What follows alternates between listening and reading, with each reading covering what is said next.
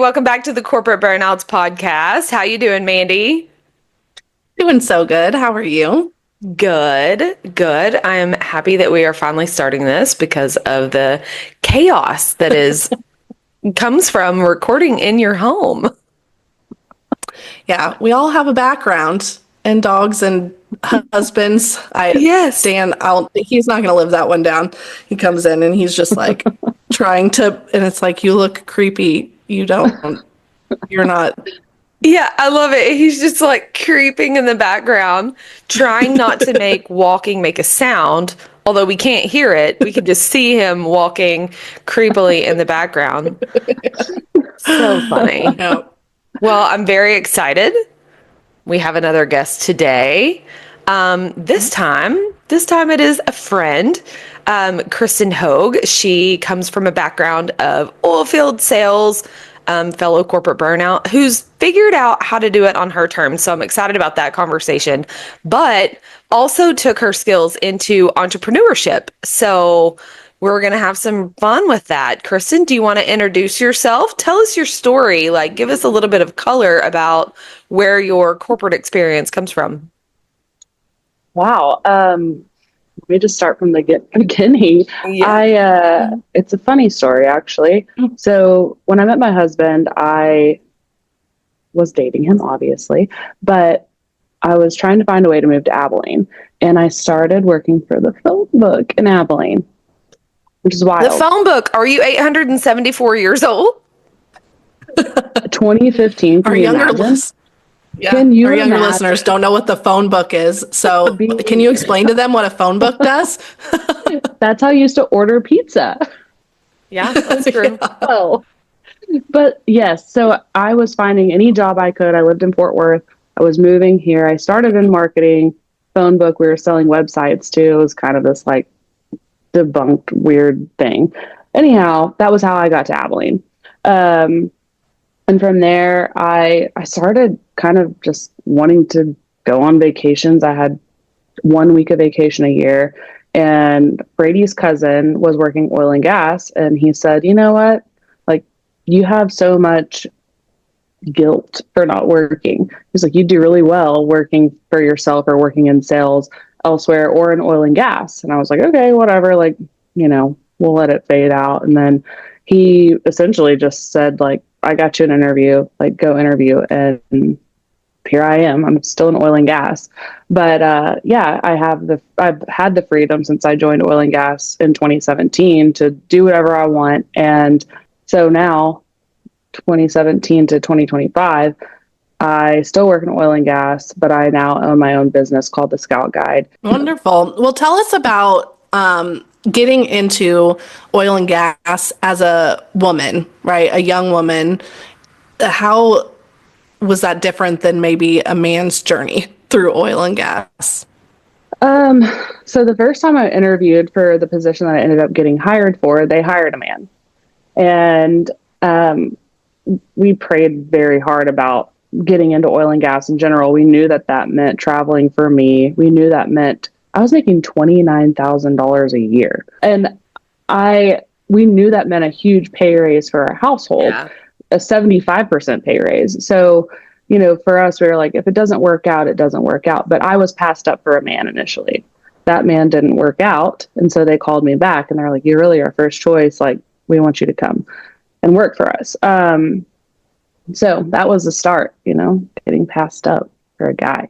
Yeah, well, so from the outside looking in, I would imagine, obviously, we know that oil and gas is very male dominated, just as an industry, but I would think that there are like very few females involved in oil and gas. Is that evolving like other industries over time? Are there more women involved now, or are we just like living under a rock when it comes to what that looks like? Or in many different standards, obviously, we are in this culture of like women get men's jobs. We're in this culture of like, we have to promote these people, women. Mm-hmm.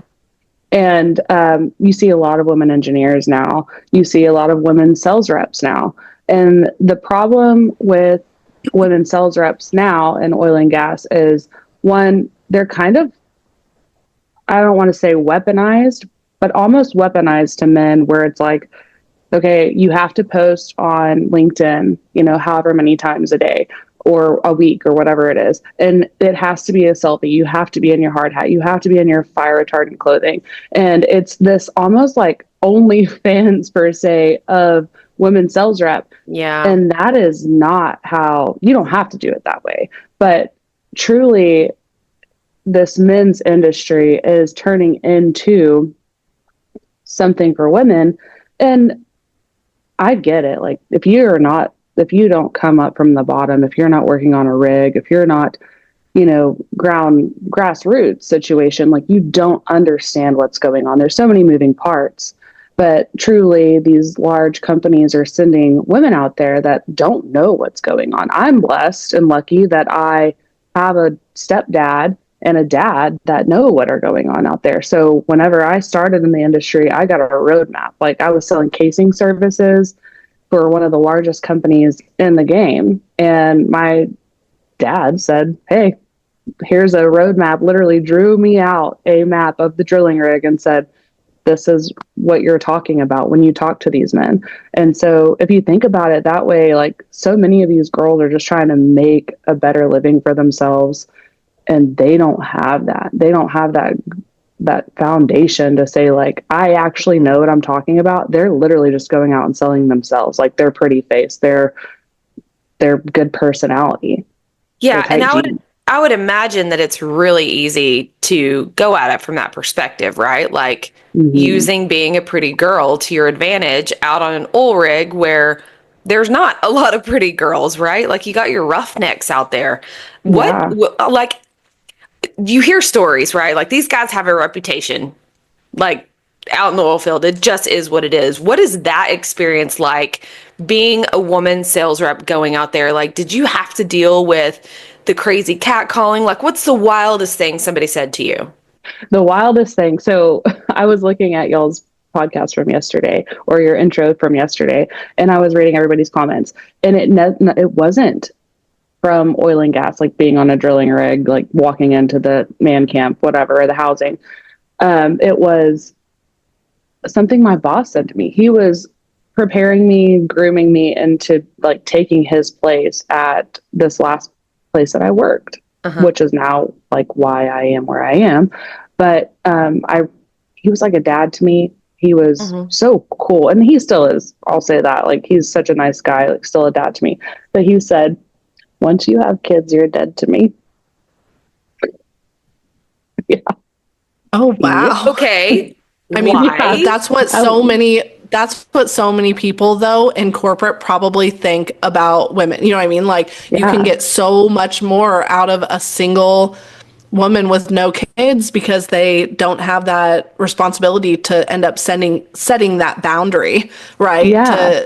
To have to leave at a certain time or to not be on call 24/7. But Yeah. wow, most people don't say it because that shit's illegal. Yeah, A I little was bit. gonna I'm say, like, like, maybe I should have taken that to HR immediately. right? Like, Oh man. but Yeah, he was there's grooming me to take his place in management. And he was like, okay, well, we were going through IVF and all this stuff. So it's like much deeper seated than that. But he's like, okay, but once you have kids, you're dead to me. I'm like, okay. there's an element of that like, if it were communicated differently, the whys behind and all the things, like, I do appreciate the telling someone, like, things are going to be different when you have kids, right? Yeah. But to say you're dead to me, like, you can't figure it out, or like it's not worth keeping you because you have other Yeah. responsibilities, like, that's really shitty. But Yeah. I do think that, you know, young women who don't have kids yet and have it in their head that nothing's really going to change, that, okay, well, I mean, I'm going to have kids at home, but they'll go to daycare and then I'll go to work or whatever, like, where they have it in their heads that everything's just going to be fine. They do need a dose of, like, the reality check that things will be different. But the automatic assumption that you are devalued as a woman or an employee because you now have children and this other responsibility, that's horseshit. That pisses me Yeah. off. Yeah. It was wild. Yeah. I was just like, you know what? Right. You're like, Yeah. I'm going to sit with this for a minute. You know what? I'm mad too again. Yeah. No, that's really, really tough. So when I started oil and gas, I was working for a casing company, which not to geek out or anything, but casing is the pipe that they run downhole to essentially move oil up the hole when they complete it. That was actually probably one of the best jobs I had. I loved everybody I worked with. And it was like working from home or, working remote. I went to drilling rigs. I talked to the company man, or now they like to be called consultants. But I would talk to the company man and I would say, like, this is what we have to offer. He'd say, what do you give me a bid? And I would give him a bid through email. And it was a quick comeback. Like, I send them a bid, they'll call me in 9 hours and tell me if I get the job or not. Oil and gas is very fast, especially on the drilling side. If you're on the completion side, it is not. Like, it's all, the well is completed, it's been drilled. Now we have to move into actually getting the oil out of the ground. So when I started, I kind of had it figured out. And I don't know why I ever left that situation. I think I was just chasing the money and I was chasing better perks, I suppose. But every single client I had, whenever I was working that first job, they knew I had a husband. They knew that I loved my husband. They knew that I had strong faith. And those are the things that we would talk about. And I feel like those things were, I guess, it made me safe. It made me safe to visit with. I was never asking them, like, hey, when you get done with your 12-hour shift, let's go grab a beer. I was just coming in saying, I have a job to do, and so do you. This is what I can provide for you. And we had genuine conversations. We talked about Brady and I trying to have kids. It was just a very pure job where I still have those relationships today. And so I kept going and trying to move up per se, I guess. If I would have stayed there, I'd probably own the company by now.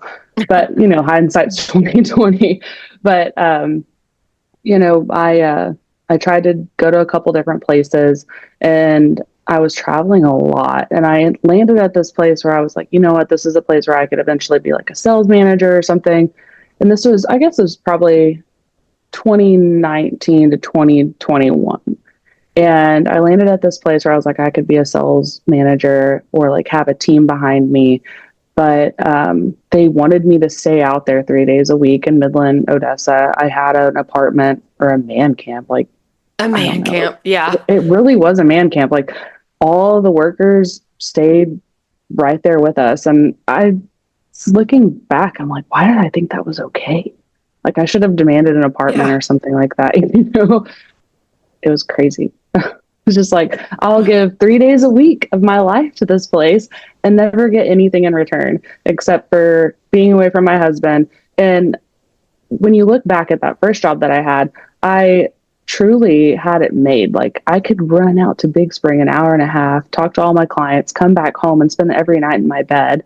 And then I had this job where I was making the same amount of money, probably less. And they demanded that I stay out there to keep my job. And then I didn't sell as much. I wasn't happy doing it. Right. Yeah. And you were probably selling less because you weren't happy, right? Yeah. Because you're less driven. Yeah, absolutely. Yeah, but that was part of the corporate ladder that you were on, and knowing that you're supposed to continue to climb and move forward, and it wasn't up and it wasn't forward, right? Yeah. That sucks. Absolutely. And I feel like with that per se, they were more geared towards going out and having a beer with your client, getting these guys to go to play golf with you, which is fine. I love playing golf. I'm a bro. I love drinking beer. I love playing golf, whatever.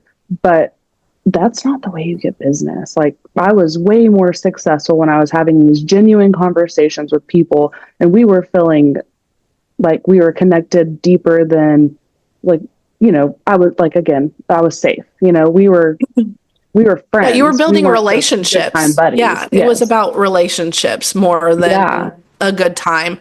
Do you think that was exploiting you in some way, or was this just how they did business? 100%. Did the men do the same thing? Okay. No. And I was the only sales rep there too. I think in my mind, I that's what I guess I just was like, oh, I guess this is what they want to do. Yeah, And I should like have known better. Yeah. you thought this is what was expected of you, so this is just how that's done over here, so you rolled with Yeah. it. Well, I Yeah, Yeah. but find it very probably they were. interesting, yeah, that, from taking a look back from a maturity standpoint, you can look back and go, I didn't have to do that. And I was actually Yeah. better off when I wasn't doing that. Yeah. And I'm sure that any awkward conversations that there were, or any positions you were put in where that might have been uncomfortable, are all alleviated by eliminating that after hours man camp or bar scene, like all of that. By eliminating that from your world, there's a lot less stress on the position that you're putting yourself in, right? Yeah.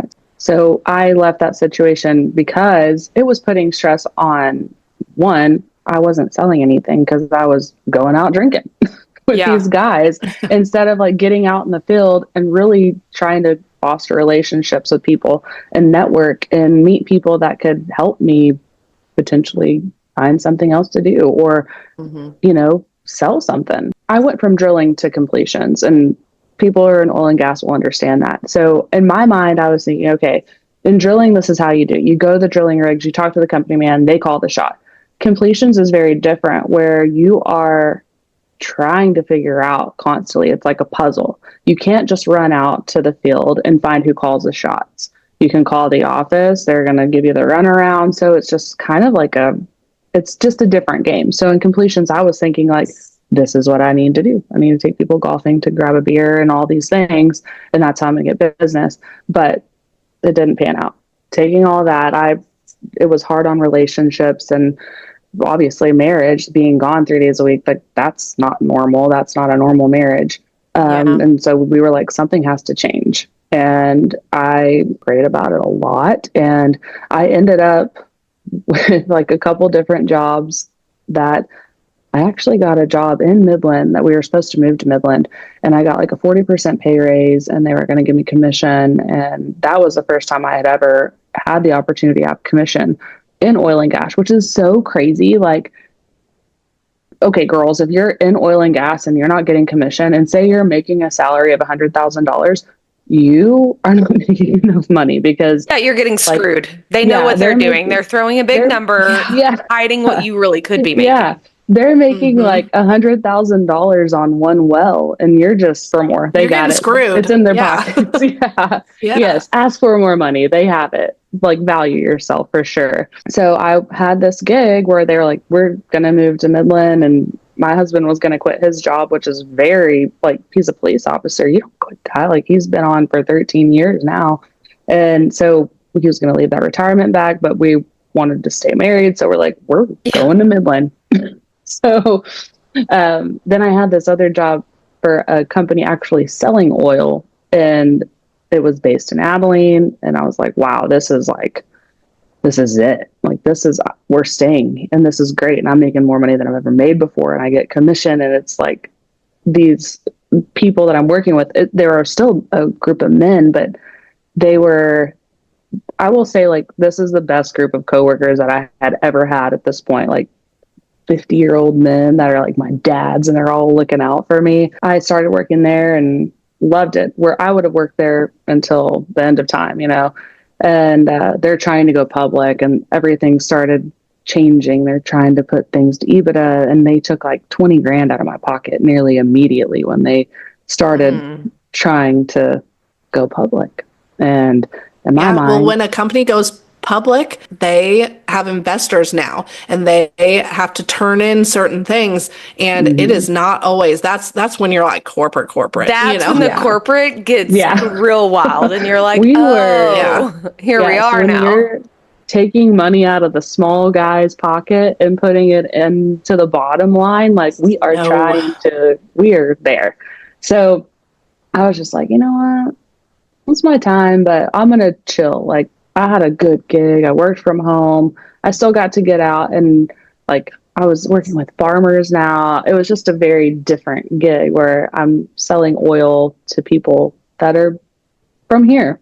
I'm local now. I get to visit with business owners. I get to foster these relationships with local people and just get back to Abilene. I love Abilene. It's so funny, And Kristen, because that's the dream, right? Like yeah, to get to live in the town that you live in and fall in love with where your life actually is. I can remember because the timeline that you're talking about of all your crazy traveling and stuff, of course, we're really close at the time. And I was still in my corporate world too. And I can remember sitting by the pool, having a beer on Sunday, being like, well, we got 2 hours until I got to pack a suitcase and head on back to work. And that was normal. Like we did yeah. that and then left our husbands and all of our friends hanging out, having Sunday fun day to go do laundry and pack a suitcase because it's 6 o'clock and I got to leave in the morning. You become numb to it. When you first start doing it, you're like, you're heartbroken. And then you get 5, 10 years down the road and you're like, well, I'm leaving again, packing my suitcase, Yep. whatever. Like it's easier to be numb to it because it doesn't help to have that heartache. Yeah, I mean, your husband's probably sad and doesn't want you to leave, but it's easier to just But be they like, get well, numb to it bye. too. Yeah. That's the hard part. That's when you start to realize, like, oh, if we want to stay married, something's got to change, right? I didn't Yeah. learn that lesson. I got the divorce instead. But I'm really happy that you and Brady have been able to figure that out and, follow the journey towards being happy at work, but being happy at home at the same time and finding that synergy. But you mentioned something just now that I want to hone in on because it kind of brings us back to the entrepreneurship side of what you've got going on. You now get to be in Abilene all the time. You're getting to develop relationships still in the oil field industry with local business owners and all of those things. But talk to us about the Scout Guide. Like, how did that start? Scout Guide is great. I love it. Whenever I was leaving the company I was with before that started trying to take my money and put it to EBITDA, I had bought a franchise because I was like, I'm going to try to finagle this and try to keep working because I was working from home. And I got into it and I was like, I am stressed out. They're going to find out that I own this business and I'm kind of double dipping and it's not going to end up well for me. And I'm still like trying to get my business off the ground. So it was stressful for me. And I kept confiding. I have this great friend. She is always wanting more for her friends and she's always cheering them on. And so we were sitting there and she was like, I'm leaving. I'm getting out of here. I'm going to work for this place. I'm going to go sell gas and diesel and all this stuff. And she's making $350,000 a year because she wants more for herself and she like negotiates for herself. Anyhow, she was like, you got to get out too. She sets me up with this guy. And I'm like, I'm never going to get back into oil and gas. Like, I'm never going to get back into going to Midland. I'm never getting back into that. She was like, just hear him out. Like, they'll go have lunch and hear him out. I'm like, okay. So we have lunch. I drive to Midland. We chat. And this whole time we're chatting, I'm telling him, like, I own this business. I just bought a franchise. I like have to make sure this gets off the ground. I'm giving him every reason to not hire me. And I'm saying, like, this is what I made last year. If you can meet it, I'll hop over. Like, and then I'm still running my business. I'm like putting all these things out there that are not realistic, right? And he's like, cool, I'll send over the paperwork tomorrow. I work for Platinum Solutions now, and I could not run my business the way that I do if it wasn't for him. Just having somebody to believe in you is so amazing. And then also where I'm not stressing, like I'm still making a living. We're honest with each other. He checks in on my business and he like, hey, just come to Colorado real quick and we can visit. And I just want to make sure you're okay. And like things are going well. But when you invest in people and you lay it all out there on the table, I feel like you work harder for people. So I'm very lucky to get to do my franchise in tandem with working for Platinum Solutions because he believes in me and he still pays me a salary to make sure that people are happy and curate those relationships in West Texas. And Scout Guide is a labor of love for sure. It kind of is funny. So that's why I mentioned the phone book in the beginning is because it's kind of a phone book. Like it's a glorified, beautiful piece of work. I was And gonna say it's not the yellow pages though. It's so much prettier than that. No. it's gorgeous. This Yeah, is the she's Dallas one. pretty. Yeah, she's pretty. So the Abilene book will come out in May. Yeah, can you tell anybody who doesn't know what a scout guide is, that doesn't have one in their city, what does it do? I know that you compared it to a phone book, but what does it do? So the Scout Guide is a locally curated guide to your city. We're not putting anybody in the book that is per se not to like dog on Torchies, but not a Torchies. You're not putting a Red Robin. It's not No that. It chains. is, yeah, it's a Yeah. locally owned, it's a guide that's for locally owned businesses, doctors that have foundations or grassroots from the city, um, wealth management people that have gone out on their own and created their own brand versus working for Edward Jones. Again, nothing against Edward Jones, but it is people who really believe in themselves and believe in the city. Yeah. And it's three parts. I would say, like, if you're looking to get into the Scout Guide, first of all, again, publication, it's beautiful, it's curated. I'll see if I can show you a little, like, it, where there's no call to action. It's just like really displaying like the beauty of your business. But it's curating a community more than anything. So we have quarterly get-togethers where you're getting to know the people that are all in the guide. So it's, you have 50 people in a room that whenever you're like, I need somebody to help me with my marketing, they say Essential Marketing is who you need to use. And just so that person's name is on, and I don't take more than three, everybody's different, but I don't take more than three of each category or business category. So say like I have three attorneys. Now there's a wait list for attorney spot. It doesn't matter what kind of attorney you are, but nobody wants to see a book full of attorneys. Just Nobody attorneys. wants to Yeah, see you a want it book to full of be. realtors. Yeah. Yeah. I have two orthodontists. I would take one more, but also it's Abilene. Like there's only three orthodontists. Yeah, So you like just how have many to- are there here? Yeah, yeah, and it's different everywhere. But truly, creating a community is the biggest thing about the Scout Guide.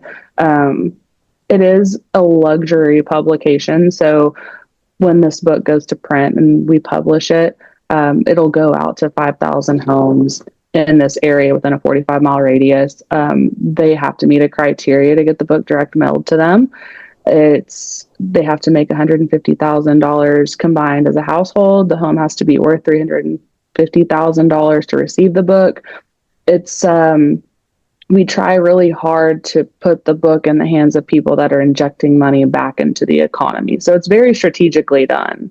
I like that, to your point, like with it being luxury, that you're targeting it to the people that are going to appreciate the services and the product inside of it, right? Like, Yeah. would it make sense to deliver this publication to every apartment in town? Probably not, right? Like, they wouldn't be the demographic that would be using the services of the companies that you're showcasing here. So I think the strategy in that is pretty cool. Yeah, it's definitely strategy driven. And you know, there is like, people say print is dead, and there's like research, tangible. People want to hold a tangible item now. Like they want to pick something up in their hands. And I think it's more like the Gen Zs that are wanting this, which is great. But, well, you're talking about a generation that grew up where everything being digital has been normal for them. So having something that is physical and tangible is like, that's the new exciting thing. Like this is a real item in my hand. So it feels different. Can't relate because I grew up with a phone book and now I'm very happy with my iPhone. But Yeah. I think that it's cool because it doubles as a coffee table book, right? Yeah, and so it's pretty and you nice. You put the phone book in the drawer, you know. that doesn't as a sit fire out. starter. Yeah. Yes. And again, it's not a great comparison of phone book. You know what I mean? Like anybody could be in there. But I do like the look of it. You can keep it out, but it's really just a shop local book. Like the people who that's important to shop local, this should be a great start for them to find where they want to shop. shop local. Truly, for the Scout Guide, it's interesting because it does have such a following. Like, if you know about the Scout Guide, you know about the Scout Guide. We do plug you on social media too, so it's a multifaceted thing. So you're getting this direct mailed out, and then you have this social media platform where you're getting in front of a different audience. Like, my audience on social media is a luxury audience. It's people that you want to be in front of. And so I'm plugging you constantly on this thing because you're a member of the Scout Guide. And then you're getting those quarterly events too, where you're in the same room as all these other people that believe in the community and believe in a luxury product, essentially. So, Kristen, you have this like very varied skills here, right? Like it's two different worlds that you're living in, but all relationship based. I'm curious, tell me about your educational background, because I can tell you, Mandy and I both in marketing, don't have a college degree, and we came from the school of hard knocks and experience in life. I understand that you are on that same train. If you hone in on your skills without having a college degree, you don't need one. Find what you're good at. If it's creating relationships, then be good at that and use that to your advantage. If you're technically savvy, hone in on that and go for it. But anything that you're doing, find what you're good at and just take off with it. And mine just happens to be, I'm good at making people feel good about themselves, I guess. But that is a superpower. I mean, you make a face while you say that, but there's magic in that for sure. Yeah, there definitely is. And I think that what I would add to that is to find what you're good at, but also find what you really enjoy doing, because we have to do it all day, every day. And I think that not enough people, everyone thinks that they have to go to college and then they have to, find this lucrative career, and you can freaking burn out and have health issues and all this stuff from having this lucrative career, whereas you can make a little bit less money, possibly, or way more, and do exactly what you want to do. And you don't need a college degree for that. We're all proof of it. I think that some things you need to go to college for. You want to be a doctor? Seriously, like if you want to be a doctor, you want to be a lawyer, like there are definitely industries that require that formal education, but there's also something to be said for having the gumption to just go out and do the job and put yourself out there in the situation to learn through living. There's magic in that part too. There is nothing wrong with wanting more for yourself than what you've got currently. And if you don't take off and try to find that, then what are you doing? I mean, if you're not chasing your dreams, you're just sitting still. And I feel like I was thinking about this morning while I was getting ready. I've never been comfortable being unhappy. And I feel like that's a huge thing in corporate world, or with not even corporate, but just life in general. Like, I've never been comfortable with that feeling. If there's something wrong in my life, I'm going to fix it. I'm going to find the best way to do that. And I feel like that goes with work. Like, if you're unhappy in your job, it's okay. Get out there and find something different. There is something for you, whether it's owning a franchise, whether it's getting into a different industry, there's something out there. But don't just be okay with not being happy. I feel like if that's the biggest takeaway from this, is get comfortable being uncomfortable and do something different, do something about it, because you don't want to live your whole life working for the man and then look back and be like, I could have been in Spain. Yeah. I don't know. The bitterness that comes from staying in that unhappy cycle for too long is so not worth it. I think that you're right. Getting comfortable with being uncomfortable and being really uncomfortable with being unhappy. Yeah. There's no reason to be that way. And I get that, people go to school, they get degrees, and they think that they're stuck with that situation. And I have friends that could do something so much more. You have these beautiful qualities and personality traits that could send you so much higher if you want to make more money or if you're uncomfortable where you are. I think that's the point. I think that's the point of exactly the point of what we're trying to do here is we want people to not be okay with that at work I'm unhappy. You know, we don't want people to settle for because they feel like this is the only thing that they could get, or they feel like I can't make a move because I can't possibly make less money, or I can't, you know, there's just it can feel really constricting when you're in a bad situation at work. It can. And you also might be conditioned to think that you just have to get through it because work sucks. I mean, how many times have you heard someone say that work sucks?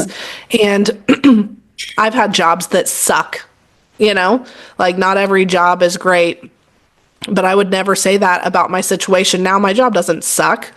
I curated one that I wanted, you know? Yeah. So my job doesn't suck and I still make enough money to live and I still, you know? So I think that it can be really scary to take any leap, whether it's to start your business, whether it's to make a lateral move to somewhere that doesn't suck, or to just get into a whole new industry because, you know, the industry you're in makes you so unhappy. Like you went to school to be an accountant and you're like, I cannot look at numbers for one more second. And it's like, that's going to be a big problem for you. Yeah, you're going to need to if go. You don't leave this job. Yeah. But you could go do something else. If you went to school for accounting, you probably learn some other things too. Yeah. And from the work experience that you have, you could go and work somewhere else and do something different and be happy.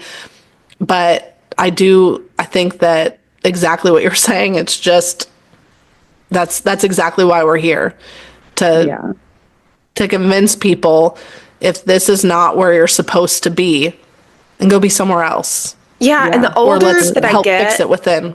The older I get, the more important that message really is to me. It's like, you only get one life, man. And I look back and, you know, all the years that I traveled and gave away half my life to a job that I loved, you know, I did it willingly. It's like, there's gotta be, is that what I'm doing this for? Like, what's the rest of my life supposed to be like? And I'm grateful that now I feel like I get to live 100% of my life instead of compartmentalizing it so much. But, you know, it's like, maybe it's an age thing, right? The older that I get, the more important it is for me to spend my time intentionally and do things that make me happy, and really positioning work around what I want my life to look like instead of positioning my life around the work that I've chosen. Yes, absolutely. Yes. And I would like 100%. piggybacking on that. I would say that while we're telling people to curate the life that they want, it is possible, for one.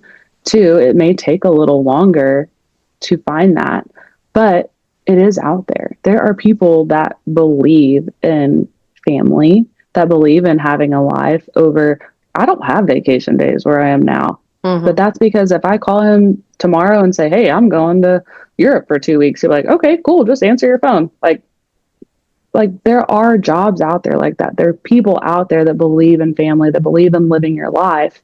And you just have to search a little harder for it and network for it. If you're in a position where in the corporate world, you know somebody that knows somebody that's looking for somebody like you, and you just have to use your resources. And I feel like that is a huge thing, is all like, you may not be an extrovert, you may not love networking, but always think about, what could this person provide for me next? Like, what can I do for this person?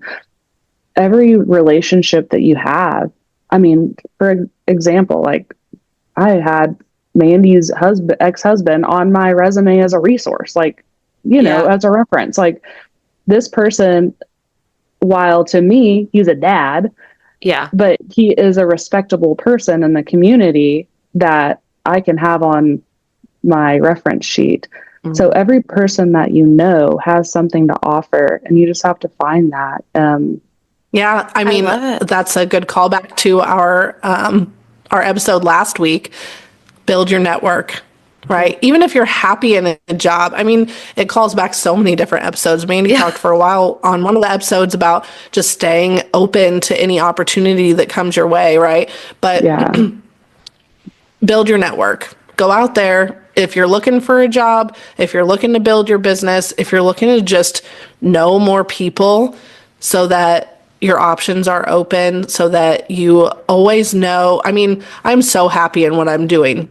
If I meet somebody networking and they're like, I have this opportunity, and it's like, man, that's kind of my dream right there. It's like, you got to yeah, be open to it. yeah, I think that that's absolutely. huge. Build your network. It never hurts anything to have more friends, have more business associates. It never hurts anything. I Yeah, think too many people find themselves on a path, and even if they see another opportunity that could be really great, it's always like I wish I'd done that instead of I could go do that. Like this path could lead to another path, could lead to another path. Instead of it being like, if I jump off this path, then what I've done is worthless. No, yeah, the path that it took me No, 20 years in corporate brought me right here. It wasn't worthless. I'm glad I got off the train when I did, but it gave me the yeah, opportunity to have so many more skills and so much more maturity by the time I got here that I'm able to do what it is that I'm doing now. Like your path doesn't end just because another opportunity comes along. It's okay to take a curve. And people are really driven by fear, I think is what it is. People are driven by fear.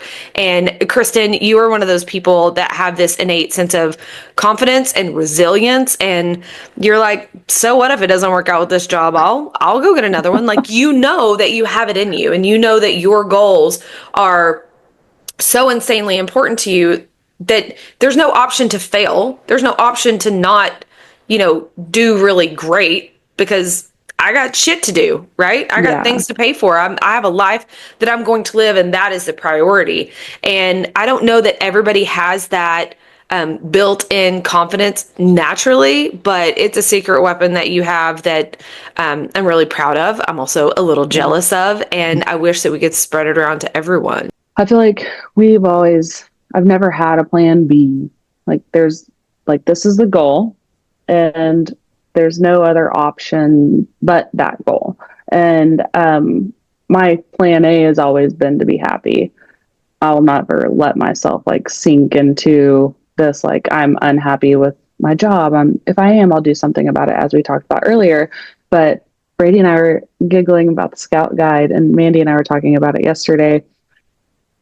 You have to have 50 pages to go to print with the guide.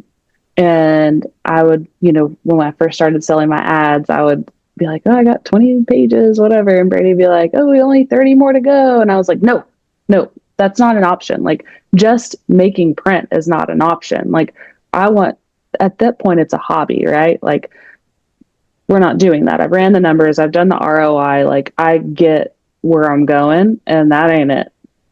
Side note, I hit 54 pages, but I'm working two jobs. And anyhow, it just, But if your to goal had me, been 50, you may not have made 50, right? Like you yeah, may be pushing your print date because you can't even go to print because you yeah, didn't set the bar high enough. yeah, there is no plan B. There is only plan A. And if plan A doesn't work out, then we did our best. But we'll move on to the next plan A. Yeah, move to the next plan A. Only a plan A. Yeah. I like it. I like it too. So we talked earlier about how your boss they used to have said something crazy to you, and we put something out on TikTok to ask women who work in a male-dominated field, like you do / did, what's the wildest thing that a man has said to them at work? And this is just for funsies, right? We're not like men are evil and, whatever. But these male-dominated industries, sometimes they get a little mouthy because they know that it's more acceptable, right? Than if you're an office full of women, maybe couldn't be as acceptable. So I was thinking that we should read some of these and 100%. just enjoy. All right.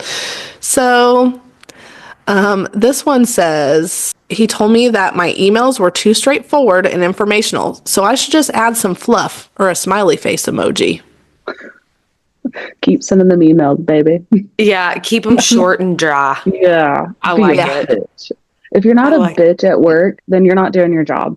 I just wonder how many men he gave that same advice to, right? Yeah, like you would never tell a man that, like, can you be kinder in your email? I think back to the emails that I got from men in leadership, the spelling, the grammar, the very direct, and it's like, yeah, or why do they hate me? And it's like, no, they're just direct, you know? Yeah, but it takes a minute to realize that. Sent it, if a woman sent it, it would be like, why is she such a bitch? Yes. If you are successful as a woman, or if you're to the point, you're a bitch. I hate that. But which also, is not like, it's not actually being a bitch, but to your point, like Kristen, you said, if you're not being a bitch at work, you're not doing your job. It's not about actually being a bitch, right? It's about like having self-respect. It's about being assertive. It's about being direct. Like those things are good qualities that do not equal the word bitch. But if that's how you want to take it, fine, I'll be a bitch. Yeah. I'm the biggest bitch. But assertive does equal bitch in most.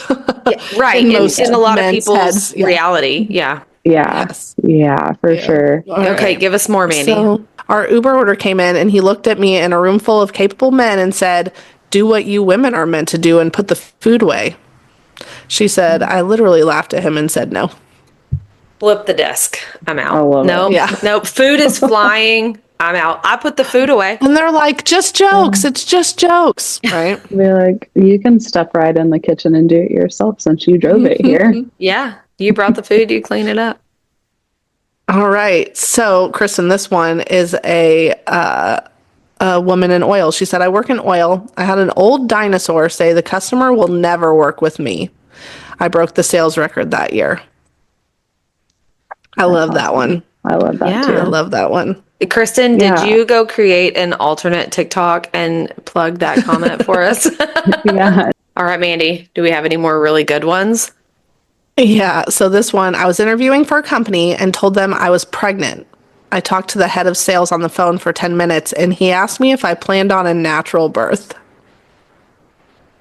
I would say, yeah. Do you want to be there? Like, what is your motivation in asking? Do you just need to know, like, how long my maternity leave is going to be? Because it's longer with a C-section. But I, like, that one actually fired me up. My response to that one was, I actually asked Mandy this morning, I was like, did I take this too far? Because my response to that comment was, did you ask him if he was circumcised? Because it's about that personal. Like, come on. What do you care? That's weird. So she responded to your comment and she said, I was so taken off guard that I did tell him I planned on natural. She's like, I didn't know what to do. I just answered. Bless her heart. Bless her heart.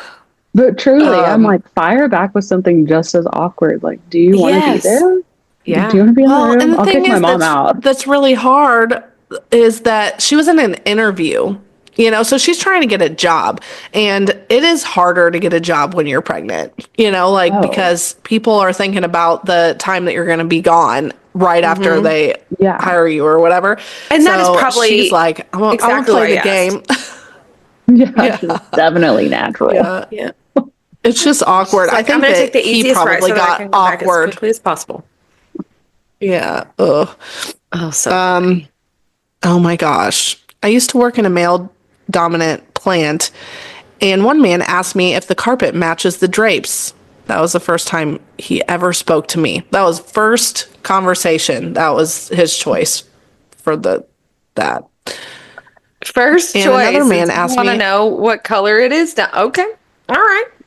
Curiosity, man. It gets some people. Yeah.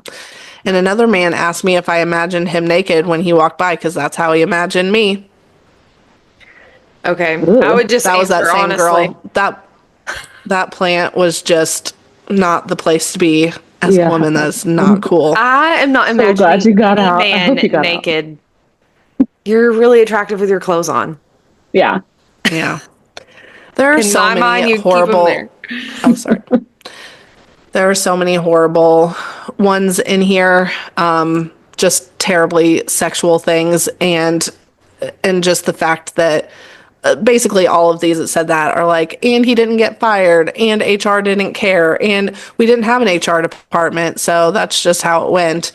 And that's really hard, because some men are not sexually harassing you. They're just treating you how they think that they should treat women, and it's horrendous. Yeah. And it sounds like, in general, your time working in a male dominated field was not Super too well. terribly bad. There have been, I don't know. I just feel like I've always just said, like, I'll always put that in the back of my mind. Because again, like all these women are saying, like, what am I going to do about it? Like, who's going to believe me? And then also, like, on the flip side of that, I've always thought, like, I'll ruin somebody's life. But I guess they've never taken 2 seconds to think that way either. Like, if I say this, I might ruin my life. So I would say, like, in that aspect, if they aren't afraid to ruin their lives, and send it to HR, because it's Kristen, I know I'm built like you. I have been in those situations where I'm like, if I pick up the phone and tell somebody what you just said to me, like, you are done. Why do I feel the weight of responsibility of your career because of what you just made? You just I said, have to make the call to be the one to make that happen. And I don't know why I like am built that way where I'm like, I'm not going to wreck your life. But for anybody else out there that probably feels the same way or doesn't tell because it's not that big of a deal. Like, I'm not trying to get you fired. I just want you to not be that way. That's a good comeback. You know, you just said something inappropriate to me.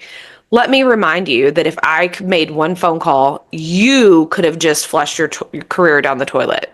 Yeah. Not Think only about that your before you say it career, but again. like, think Your about family, your your family. reputation. Yeah. And, you know, I guess we are in a generation where things are changing, and I'm very proud of that, but we still have a long way A long way to go. Yeah. It is so baffling sometimes that you're comfortable saying that to somebody. Like, you're comfortable saying that out loud? Like, what?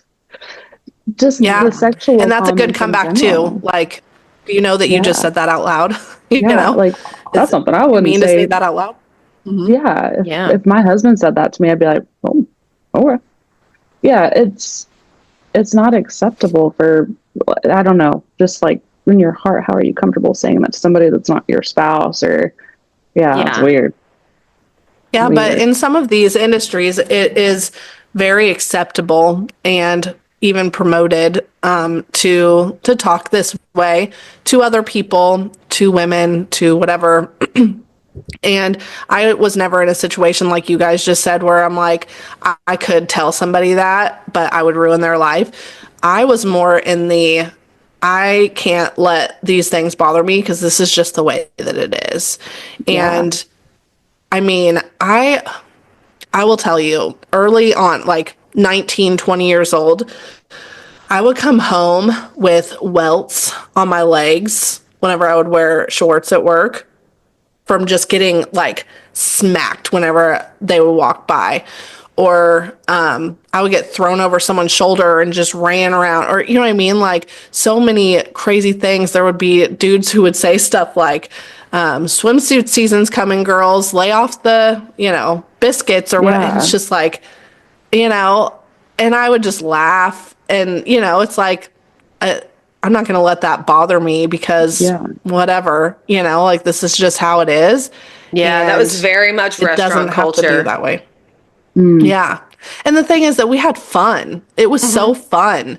But restaurant culture, and probably still very much is that, right? It's just so glad that I don't know. I don't know if no it's idea like that there anymore. Well, and we worked for a restaurant in the marketing department, so we have been out of the actual like, Yeah. restaurant part For of a it long time. seeing that side of it anyway. We would still be in the restaurants, but they weren't showing us that kind of They weren't doing that culture. to us, though. We weren't one of them, so it was no, different. I was the old lady. no. Yeah. Yeah. But it's just, You're the one I trying to think get everybody to that, sell gift cards. Yeah, they're like, don't do that in front of her. That's corporate. She'll probably fire you. And I'm like, I don't look what? I'm just trying to sell some Yeah. gift cards. What do you mean? yeah, I don't fire servers. That's not my job. You're not my job. No, but I hope for anybody who's like, but that's just how it is and everybody has fun with it. It's like, Yeah. it doesn't have to be that way. Yeah, it It is doesn't kind have of to be that way. thinking about all of those comments that were on that post. It is kind of funny that I put them in the back of my mind. The one that resonated big with me was obviously the one about having kids. And I think that's just because it was the most recent one. But yeah, I feel like you just brush them off. And just because that's, that's men. That's what they do. They say stupid shit. And we're just the reality supposed to do it. Stupid you shit. are in control of how you feel, right? Yeah. Like, you don't have to hold on to the way that somebody else's stupid comment affected you, right? Like, just let it be. But yeah. you don't have to accept it either. So, you have that choice. And it shouldn't come with the guilt of ruining somebody else's life because they did that to themselves. Yeah. Like we were saying, like, you're the one that made that comment. Like, you didn't think before that. That's on you, not me. And I think it goes back to us, like, saying, if you're not being a bitch, you're not doing your job right. Because that's my biggest fear sometimes is if I report that, I'm a bitch. Mm-hmm. But who cares? Mm-hmm. You got to stand up for yourself. And then the retaliation that could happen in general is difficult. But the self-respect that you gain by being willing to stand up for yourself is so much more, though, than the, I guess, relief of just letting it go and letting Joe Blow go live his life and do it again. Yeah. Yeah. Like, learn your lesson here. You can do it somewhere else, but you're not going to do it to me. Well, this has been a fun conversation. I like the journey through your history. Good luck and congratulations on your first edition of the Scout Guide, Kristen. Thank you. Tell us where they can find you if they're looking for and want to know more about the Scout Guide. Where can we find you? So if your Instagram's probably the best spot, you can look us up at TSG Abilene. I like it. Very cool. Thank you so much for being on with us today. We appreciate it. Thank y'all for having me. Y'all have a good day. Bye, Kristen. Bye. Bye.